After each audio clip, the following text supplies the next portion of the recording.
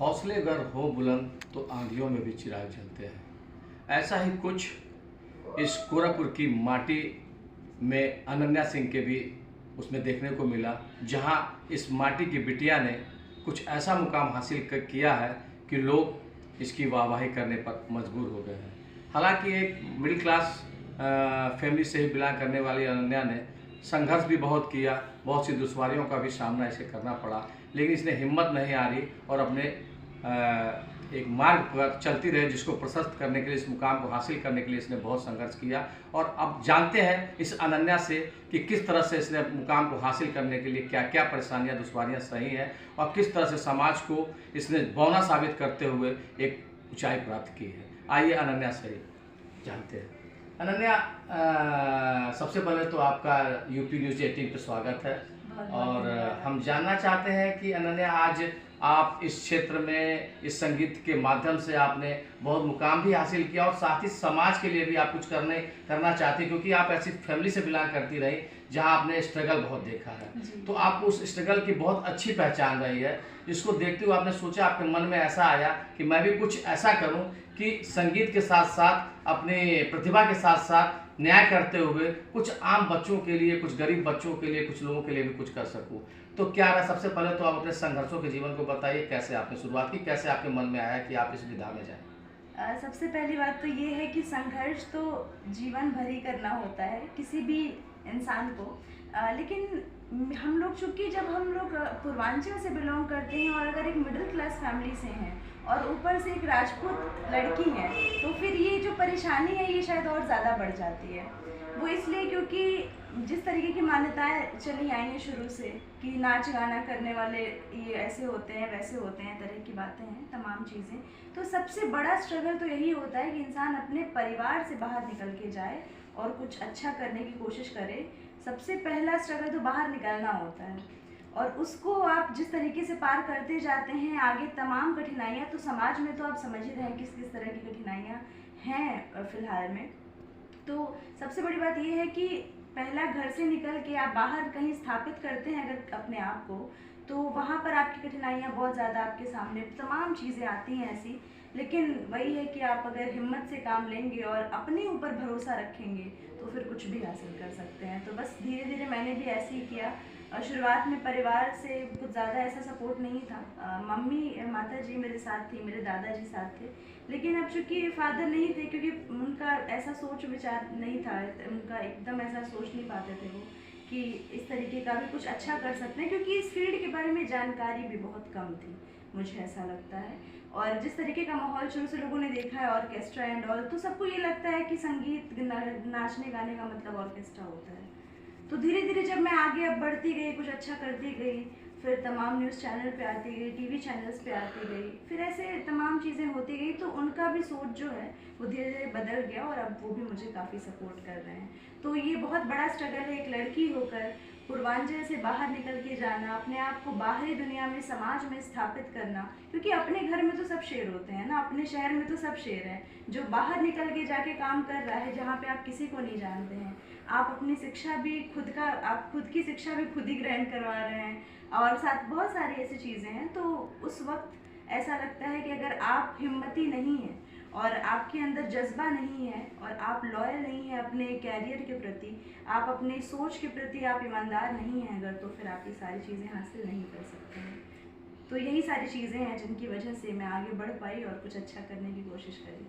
तो जैसे कि समाज जो है, जिस समाज से आप आती हैं, तो ऐसी भ्रांतियां हैं कि लोग, जब आप शुरू में आपने सोचा होगा, आपके मन में आया होगा कि शिक्षा के बाद हम इस विधा में जाएं और संगीत को अपना एक मुकाम बनाएं, तो उस समय लोगों की नज़रें, लोगों का सोच किस तरह आपको विचलित करता था, किस तरह से आपको लगता था कि हम क्या कर पाएंगे? कई बार आपके हौसले टूटते भी होंगे, तो किससे संबंध मिलता था आपको?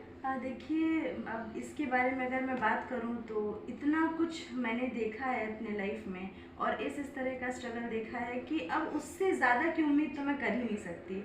अब एक वक्त, एक कहते हैं ना कि एक वक्त ऐसा आता है जब किसी के आंसू सूख जाते हैं, वो वक्त मैंने देखा है। तो अब उससे बुरा कुछ नहीं हो सकता जितना मैंने झेल लिया है, मुझे ऐसा लगता है।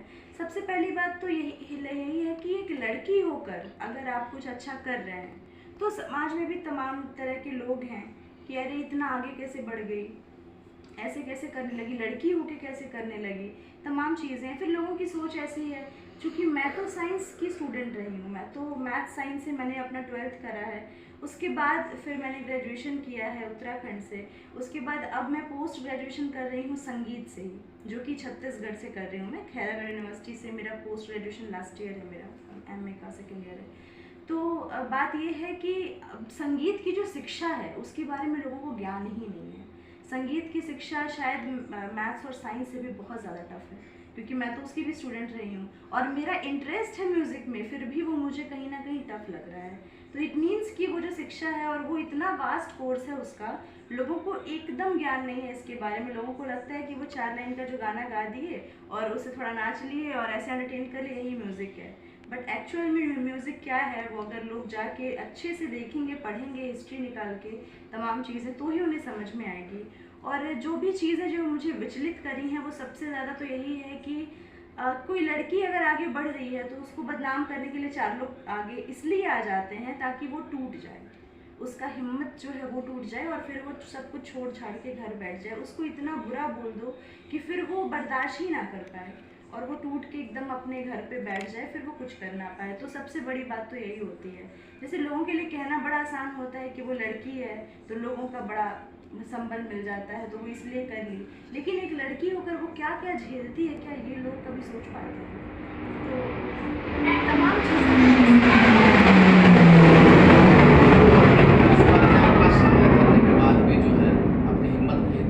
तो ऐसे बहुत से बच्चे हैं समाज में, देखा जाता है कि जिनके पास कोई बैकग्राउंड नहीं है लेकिन उनके पास प्रतिभा होती है, लेकिन उस मुकाम को हासिल नहीं कर पाते हैं। तो उनके लिए आप लोग क्या कर रहे हैं? हमने जाना है कि आप एक संस्था भी चला रही हैं, जिसके माध्यम से आप ऐसे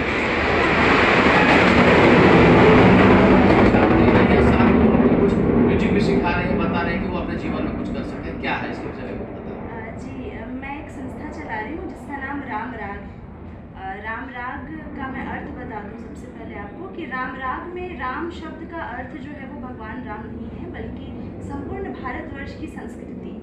और राग का मतलब है, उसका पर्यायवाची है संगीत, यानी कि पूरे भारतवर्ष की संस्कृति, और संगीत यानी गायन, वादन और नृत्य का समावेश। इन सबको अगर हम मिला दें तो वो राम राग है। ये छोटा सा परिचय है। मैंने शुरुआत तो सिर्फ म्यूज़िक के लिए की थी कि मैं उन बच्चों को पढ़ाऊंगी जो अनाथ हैं या फिर जो अफोर्ड नहीं कर सकते हैं, प्रतिभा है लेकिन घर परिवार से जो है वो सपोर्ट नहीं मिलता है, तो मैं जाके उनके परिवार में बात करके मैं उनके सारे खर्चे उठा के उनका जो है सारा शिक्षा जो है, संगीत से भी शिक्षा है, जो डिप्लोमा है, वो सब मैं ग्रहण करवाऊंगी उनको। मैंने ऐसा सोचा था। बट अभी फ़िलहाल कुछ महीने पहले से जब मैं अभी इलेक्शंस के टाइम पे जब मैंने सर्वे किया है ऑल ओवर यूपी, तो वहाँ से जो मैंने स्थिति देखी है बच्चों की, एजुकेशन को लेकर, रोज़गार को लेकर जो मैंने स्थिति देखी है, तो मैंने अपना विचार थोड़ा सा और बड़ा कर लिया, मैंने और बढ़ा लिया। यानी कि मैं सिर्फ म्यूज़िक तक उसको सीमित ना करते हुए मैं एकेडमिक्स की, मैं शिक्षा की भी बात कर रही हूँ। मैं उस पर भी अपने सारा जो भी मेरा सोच है आगे मैं करूँगी, वो सब आप लोग देखते जाएंगे। और आप लोग का मुझे पता है कि आप लोग शुरू से बहुत सहयोग करते आए हैं इस चीज़ में। तो एजुकेशन जो एकेडमिक्स है उसके ऊपर भी काम करना है। ख़ास तौर पे महिलाओं के लिए बहुत सारे प्रोजेक्ट्स हैं मेरे माइंड में जो मैं आगे करूँगी, है ना, तो वो मैं करके ही दिखाऊंगी तो ज़्यादा बेहतर होगा।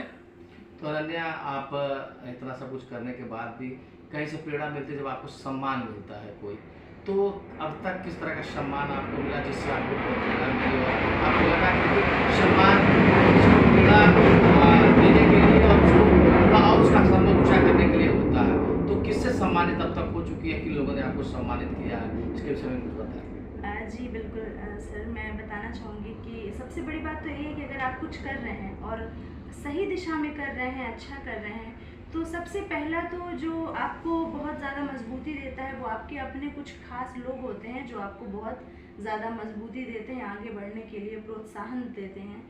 उसके साथ साथ सम्मान एक ऐसा विषय है, एक ऐसी चीज़ है जिसको पाने के लिए तो इंसान पूरी ज़िंदगी अपनी जो है दांव पे लगा देता है। तो सम्मान की बात करें तो मेरी उम्र तो बहुत ज़्यादा अभी नहीं है अभी भी, लेकिन बहुत कम उम्र में ही मुझे भारत सरकार से, उत्तर प्रदेश सरकार से तमाम सम्मान अच्छे मिले हैं, जिसमें उत्तर प्रदेश गौरव सम्मान हुआ और फोक आर्टिस्ट के तौर पे मुझे बहुत नेशनल लेवल के मुझे सम्मान मिले हैं। उसके साथ साथ कैबिनेट मिनिस्ट्री से, यानी कि भारत संस्कृति मंत्रालय से संस्कृति मंत्री द्वारा मुझे सम्मान मिल चुका है। यूथ आइकन का सम्मान मुझे मिल चुका है, और उसके साथ ही कई टीवी चैनल्स पे भी मेरे शोज़ हुए हैं रियलिटी शोज़ में, उसमें भी मुझे जो है वो फोक आर्टिस्ट का सम्मान मिल चुका है। तो ऐसे तमाम चीज़ें हैं जिससे मुझे प्रोत्साहन मिला आगे अच्छा करने के लिए, और ये कम उम्र में मिला, तो इसलिए मेरा प्रोत्साहन और ज़्यादा बढ़ गया कि मैं अगर इस उम्र में ये कर सकती हूँ तो शायद आने वाले 10 साल में कुछ और ही कर सकती हूँ। तो जैसा कि देखा जाता है कि लोग अपने किसी भी करियर को बनाने के लिए कहीं ना कहीं से प्रेरित होते हैं, उनका कोई आइकॉन होता है जिसको देख करके वो सोचते हैं कि मैं भी काश ऐसी बन पाती है, ऐसा बन पाता। तो आपके जीवन में किससे प्रेरणा मिली, आप किसको अपने क्षेत्र में आइकॉन मानते हैं, किससे आपको संबल मिलता है, बल मिलता है कि मैं और कुछ कर सकूँ? सबसे पहली बात तो बहुत दुख हो रहा है ये बताते हुए कि भारत रत्न लता मंगेशकर जी जो अब नहीं रही, जो मेरी माँ के समान थी और मैं उन्हें माँ ही मानती थी हमेशा, अपना शुरू से बचपन से मैंने उन्हीं को सुन के संगीत सीखा है, यानी कि वो मेरी आइकॉन थी, रही हैं और आगे भी जीवन भर रहेंगी। और उन्होंने जो भी भारतीय संगीत को या फिर बॉलीवुड संगीत को जो उन्होंने अपना योगदान दिया है वो किसी का भी दे पाना असंभव है, और उनको ही देखकर, उनको ही सुनकर मैंने संगीत सीखा है, और उनके संघर्षों को ही जानने के बाद मैं शायद संघर्ष जो आज कर रही हूँ और करती रहूँगी आगे, वो शायद सब कुछ संबल मुझे उनसे ही मिला है सीखने को। सबसे पहली बात तो ये, बाकी मेरे जितने गुरुजन हैं जो मुझे सदा मेरे सर पे अपना हाथ रखे रहते हैं और मुझे आगे बढ़ने के लिए प्रोत्साहित करते रहते हैं, तो उन गुरुओं की लिस्ट में अगर मैं नाम लेना चाहूँ तो मेरे सबसे, मैं ग्रेटर नोएडा में मैं रहती हूँ, वहाँ पर मेरे गुरु हैं श्री ब्रह्मपाल नागर नाम है उनका, और उधर के वो रागिनी गायक हैं, और न जाने कितने बच्चों को उन्होंने शिक्षा प्रदान की है। और सबसे बड़ी बात यह है कि सच्चा गुरु वही है जो खुद से आगे अपने जो उनका जो स्टूडेंट है, खुद से आगे वो अपने बच्चे को, अपने स्टूडेंट को कहीं अगर परोसता है, रखता है सामने किसी भी अच्छी महफिल में, तो वो गुरु सबसे सच्चा है और अच्छा है, जो जिसे खुशी ही मिल रही है अपने बच्चे के आगे बढ़ने से। तो सबसे पहला नाम तो उन्हीं का है। उसके अलावा अभी कुछ साल, 3-4 साल पहले ही हमारे गोरखपुर के एक बड़े जाने माने संगीतकार थे, उनका भी निधन हो गया उस वक्त, तो उनको भी मैं बड़ा मानती थी और उनसे भी बहुत सारी प्रेरणा लेकर मैं आगे बढ़ी हूँ। लेट पंडित सांवरीलाल पांडे नाम है उनका, तो वो भी, उनकी भी अभी डेथ हो गई हाल ही में। बाकी ऐसे तमाम, क्योंकि गोरखपुर से मैं रही हूँ तो गोरखपुर में भी तमाम ऐसे लोग रहे हैं जिनसे मैंने संगीत सीखा है। चंडिका मिश्रा जी, पंडित चंडिका मिश्रा जी, उनका भी निधन हो गया पिछले साल कोरोना में, तो वो भी एक बड़ा नाम थे जिन्होंने मुझे संगीत में जो लेकर आए थे, मुझे सबसे पहले इंसान तो वही थे। तो ऐसे तमाम लोग हैं जिन्होंने मुझे प्रोत्साहित किया है। और अभी फ़िलहाल लखनऊ के एक दीपक त्रिपाठी जी हैं, दीपक त्रिपाठी सर, उनके साथ मिलकर हम लोग आगे बहुत अच्छे काम कर रहे हैं, और चूँकि वो मेरे से बहुत सीनियर हैं तो उनसे भी बहुत प्रेरणा मिलती है मुझे। तो अनन्या, आपके जीवन से जुड़े बहुत से पहलुओं को हमने जाना, लेकिन अब चूँकि अब थोड़ा सा टॉपिक चेंज किया जाए, और आप संगीत में इतना सब कुछ हासिल करने के बाद अभी आपको बहुत कुछ हासिल करना है, तो कुछ अभी विधानसभा चुनाव 2022 बीता है और प्रदेश में फिर से योगी जी की सरकार दोबारा पूर्ण बहुमत से आई है। चुनाव के दौरान भी आप बिजी रही होंगी, चाहे जो भी रहा हो। अब जो है किस तरह से आप इस सरकार को बनने के बाद उस पर कुछ संबंधित 2 शब्द या जो आपके पिटारे में हो कुछ सुना सकती हो तो हम इस चैनल के माध्यम से कुछ कहें। जी बिल्कुल, इसके लिए तो हम सभी लोग बधाई के पात्र हैं, और माननीय योगी आदित्यनाथ जी को भी ढेर सारी शुभकामनाएं मैं आपके चैनल के माध्यम से देना चाहती हूँ कि उन्होंने जो संघर्ष किया है अपने जीवन में, और वो जिस तरीके से जनता के लिए सदा खड़े रहे हैं, तो ये जीत जनता ने उनको जो दिलाई है, ये समस्त जो है प्रदेश की जीत है, हम कह सकते हैं। अच्छा, जब अभी तक चुनाव जब तक नहीं हुआ था संपूर्ण, तब तक हम लोग गा रहे थे, घर घर में रुपया राशन होगा, यूपी में बीजेपी का शासन होगा, तब तक हम लोग ये गा रहे थे। और अभी मेरी माता जी ने एक बड़ा सुंदर गीत लिखा है, ठीक है, तो मैं वो सुना देती हूँ। अरे आई गई नी हो, आई गई नी, आई गई नी हो, आई गई नी, बाबा योगी जी फिर से आई गई नी, बाबा योगी आदित्यनाथ जी आई गई नी, आई गई नी हो, आई गई नी, बाबा गई नी। अंतरा सुनिए इसका।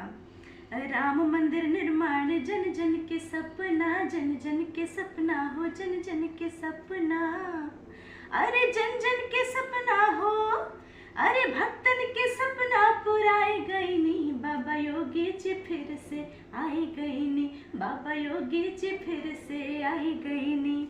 तो ऐसे तमाम गीत हैं जो हम लोगों ने इलेक्शंस में भी गाए थे। उसमें से एक बड़ा खूबसूरत गीत है, मैं 2 लाइन सुनाना चाहूँगी। योगी की जब बजे सरंगी, योगी की जब बजे सरंगी, स्वर गूंजे श्री राम, नींद कितनों की किए हराम, नींद कितनों की किए हराम, नींद कितनों की किए हराम, नींद कितनों की किए हराम। तो ये उन सबकी नींद जिनकी हराम की है योगी जी ने, और वो अपने कर्मों के माध्यम से की है। ऐसा भी नहीं है कि भड़का के और बहला फुसला के की है, अपने कर्मों से किया है। तो योगी जी बधाई के पात्र हैं और हम सभी लोगों की ढेर सारी शुभकामनाएं हैं उनके साथ। तो अनन्या, ये तो रहा चुनावी माहौल पे कुछ आपका जो है, और योगी जी की जीत के बाद आपके कुछ 2 शब्द निकले और बड़े प्यारे थे। और अब चूँकि होली का माहौल भी चल रहा है, फागुन का समय है, 1-2 दिन बाद होली आ ही जाएगी। तो आपके पिटारे में होली को लेकर के क्या है, तो कुछ हमारे चैनल के लिए कुछ हो जाए तो थोड़ा और रंग में वो मज़ा आ जाए और रंग में भंग घुल जाए, तो थोड़ा सा उस पर भी कुछ आप अपना गुनगुनाना चाहे तो हमारे चैनल के माध्यम से। ज़रूर ज़रूर, क्योंकि फगुआ है और हमारे भोजपुरी, चूँकि मैं तो भोजपुरी संस्कृति के लिए काम कर रही हूँ और अपने पूर्वांचल की माटी की जो बोली है उसको पूरे भारत में और भारत से बाहर हम पहुँचा रहे हैं शुद्धता के साथ। अभी जो आप लोग सुन रहे हैं इसमें इंडस्ट्री में, भोजपुरी इंडस्ट्री में, वो तो मिलावटी है, वो तो सिर्फ भाषा का प्रयोग किया गया है और परोसा तो कुछ और ही जाता है, एक्चुअल में तो वो भोजपुरी है ही नहीं। तो अभी जैसे हम लोग की संस्कृति में तमाम ऐसे, जैसे फगुआ गाते हैं हम लोग, चहका गाते हैं, और ऐसे तमाम गीत हैं जो हमारे भोजपुरी संस्कृति में गाए जाते हैं। उनमें से एक बड़ा सुंदर सा मैं आपको सुनाती हूँ। मेरा गीत है तो ये लोकगीत ही, चहका कहते हैं इसको, लेकिन मेरे यूट्यूब चैनल पर भी है ये। हो मोरा फागुन में जेरा बहके लला, मोरा फागुन में जेरा बहके, मोरा फागुन में जेरा बहके लला, मोरा फागुन में जेरा बहके। ये बड़ा सुंदर गीत है, इसे चहका कहते हैं। और ऐसे हम लोगों में आप सुने होंगे, एक तो ऐसा होता है, आ रे रे रे रे, हाँ रे रे, ये सब विधाओं के बारे में आपने शायद इन गीतों को सुना भी होगा। होली फगुआ में जो है वो अवध की होली अलग होती है, हमारे वृंदावन की होली अलग होती है, भोजपुरी में हमारे बिहार की, उत्तर प्रदेश पूर्वांचल की जो होली है वो अलग होती है। तो एक बड़ा सुंदर सा फगुआ मैं आपको सुनाती हूँ। अरे अरे महीनवा में बरसे न बरसे, अरे महीनवा में बरसे न बरसे, फगुनवा में रंग रस रस बरसे, फगुनवा में रंग रस रस बरसे। योगी जी की सरकार बनी है तो उसके लिए अरे महीनवा में बरसे न बरसे, अरे महीनवा में बरसे न बरसे, हो यूपी में केसरिया रंग बरसे, हो यूपी में केसरिया रंग बरसे, हो यूपी में योगी बाबा के रंग बरसे, यूपी में केसरिया रंग बरसे। बड़ा सुंदर फगुआ गीत है ये। और कुछ हो तो बुलडोजर पे बड़ा चर्चा है, अगर कुछ उस पे भी हो जाए तो। और बुलडोजर जी पे तो गीत मैं भी लिख रही हूँ, कुछ अच्छा सा सुनाऊंगी जल्दी आपको। लेकिन बुलडोजर बाबा जो है वो बड़ा हिट हो गए हैं बुलडोजर बाबा के नाम से, और साइकिल पे भारी पड़ गए अब की बार, तो इसलिए जो है ये बुलडोजर बाबा जो है बड़ा एक बड़ा फैक्टर बन गया और ट्रेंड में चल रहा है बिल्कुल। तो बाबा जी को इसके लिए भी ढेर सारी बधाई। मैं कुछ बनाऊंगी गीत इसके लिए, तो ज़रूर आपके चैनल के माध्यम से सुनाऊंगी। ठीक, बहुत बहुत धन्यवाद अनन्या जी आपको, और आपने इतना समय दिया हमारे चैनल को। आगे फिर जो है कभी एक और मुकाम आएगा जब आपका इंटरव्यू करेंगे हम लोग। तो आज के लिए जो है और ठीक, धन्यवाद आपका। ठीक, ये तो थी अनन्या सिंह, जिन्होंने अपने संघर्ष के जीवन से लेकर के आज तक जो हासिल किया उसके विषय में बताया। और चूँकि फागुन और सरकार बदलने के बाद, सरकार बनने के बाद योगी जी को लेकर के उन्होंने कुछ गुनगुनाया और बताया है। उसको लेकर के इनको बहुत बहुत धन्यवाद। और इन्होंने जो अपने जीवन में हासिल किया उसके विषय में इन्होंने बहुत चर्चा की। तो कहा जा सकता है कि अगर आप में प्रतिभा है, टैलेंट है, तो कोई भी मुकाम हासिल किया जा सकता है। और उसके लिए कहीं भी बहुत से समाज में दुश्वारियां आती हैं, उन दुश्वारियों को भी दूर किया जाता है, उससे लड़ा जाता है, तभी मुकाम हासिल कर पाते हैं। तो अनन्या ने अपने जीवन में बहुत कुछ संघर्ष भी झेला, उसके बाद उनके माता पिता का भी सहयोग मिला, उनके गुरुजनों का भी सहयोग मिला, जिसके आधार पर उन्होंने ये मुकाम हासिल किया। अभी इनकी बहुत ऊंचाइयां छूनी बाकी हैं, अभी और ऊपर जाएंगे। हमारा आशीर्वाद, हमारा चैनल इनको शुभकामनाएं देता है कि ये आगे और बढ़ें और अपने जो मुकाम उन्हें हासिल करना है, जो उन्होंने टारगेट बना रखा है, उसको अचीव कर रहे हैं। तो गोरखपुर यूपी न्यूज़ के लिए प्रमोद पाल।